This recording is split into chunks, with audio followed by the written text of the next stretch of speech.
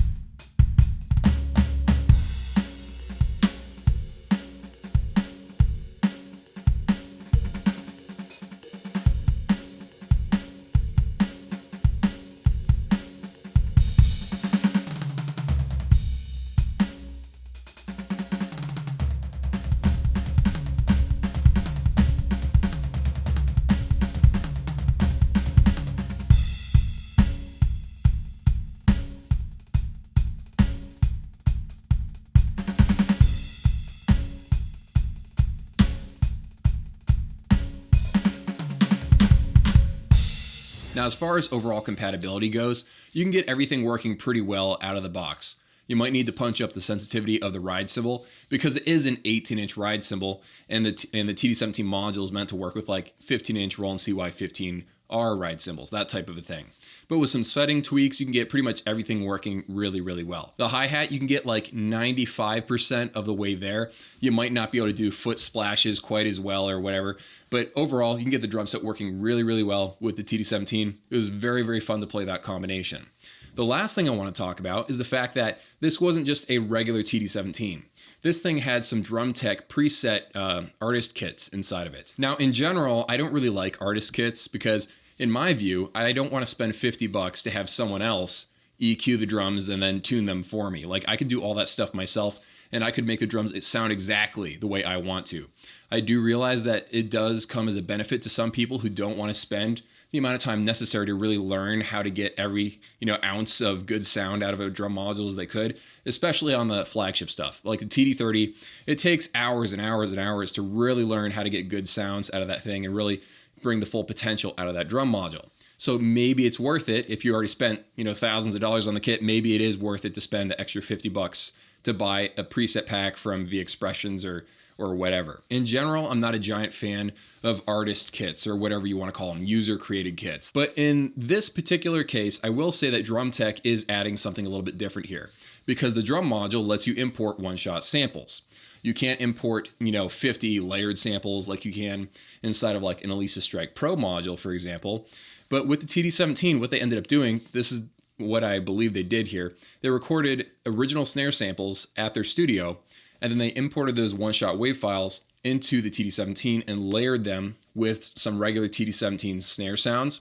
And overall, it brought the kits to life and made them sound better than just stock kits. Now, of course, not every single one of those user kits from Drum Tech were winners, but some of them were really, really nice sounding and did add to the experience. I used to own a TD17 module. I know what the kits sound like. And whatever tweaks they did and some of the samples they imported really did add something to the whole experience of playing that drum module.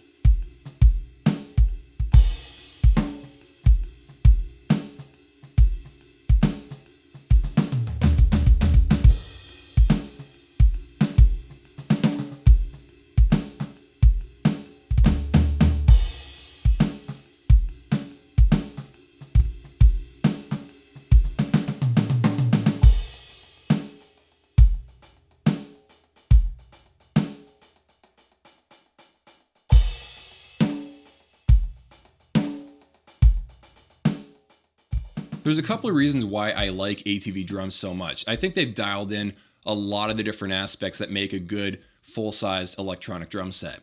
The first is the cymbal sizes. They're really, really large and they're 360.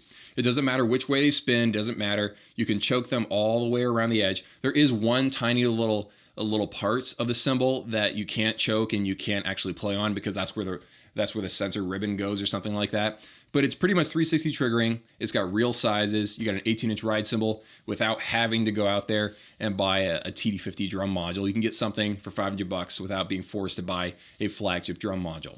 14-inch two-piece hi-hats aren't quite as good as like a VH13 or VH12, but they're a lot less expensive. I also like the fact that the drums just feel really nice. Whatever kind of mesh heads, at least on this one. I know some of the ATV mesh drum heads have shifted. Like, they go through different suppliers. But the mesh heads, they're 2-ply. They feel really, really good. The kick drum feels solid as well. And I like the overall design of it. You can only have one color on their drum sets, black at the moment. So you might want to get a different shell wrap if you want to have some other color. But overall, the experience of playing on the drum sets is very, very good. The triggering is awesome as well. Unlike Muzio drums, even though they have multiple trigger cones, you don't accidentally hit one of those really hot zones on the drums as often. I don't know why that is, but overall it's a great experience. The only downside I would have to say of using the TD17 with the ATV drum set is the fact that because you're not using their proprietary drum module, you can't use that extra rim click thing that they clip onto the side of the snare. They have a thing inside of their drum module where it picks it up and you can get a clear rim click sound and a clear rim shot sound because they're like two separate pieces of wood and the module can tell the difference. I don't believe that is possible on the Roland drum modules. It doesn't really pick that up. So instead of the Roland module, you'll have to press the little X stick button to switch between rim click and rim shot sounds. Yamaha gets around this by having a whole separate zone just for rim shot and a whole separate zone just for rim click. So taken as a whole, I really like this overall combination. And you can always add in extra toms or cymbals later. You got a really strong base to work off of. Okay, so that is the video. You're the real MVP for watching all the way to the end. I really, really appreciate it. Have an amazing day, and I'll see you all in a few.